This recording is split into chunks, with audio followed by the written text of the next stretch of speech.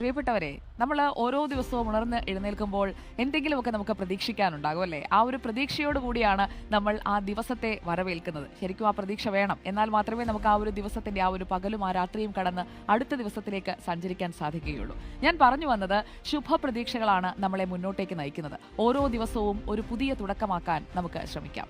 നഷ്ടപ്പെട്ടത് ഇന്നലെയെ ഓർത്ത് വിഷമിക്കാതെ തിരുത്താൻ കഴിയുന്നതൊക്കെ തിരുത്തി മുന്നോട്ട് നമുക്കങ്ങനെ പോകാം.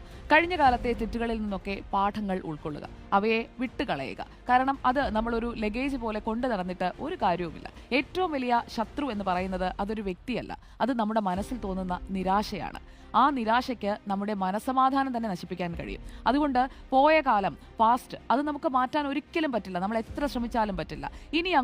ഇന്ന് മുതൽ അങ്ങോട്ടുള്ള സമയം, ആ സമയത്ത് എന്താണ് സംഭവിക്കുക എന്നതും നമുക്കറിയില്ല. പക്ഷേ ഈ നിമിഷം അത് ഏറ്റവും മനോഹരമാക്കാൻ നമുക്ക് കഴിയും. ചുറ്റുമുള്ളവരിൽ ആശ്വാസവും സന്തോഷവും ഒക്കെ പകർന്നു കൊടുക്കാനും നമുക്ക് കഴിയും. എല്ലാ ദിവസവും എന്തെങ്കിലുമൊക്കെ നല്ലത് ചെയ്യുക. അത് ഒരു ശീലമാക്കി, ഒരു പതിവാക്കി അങ്ങ് മുന്നോട്ട് പോവുക.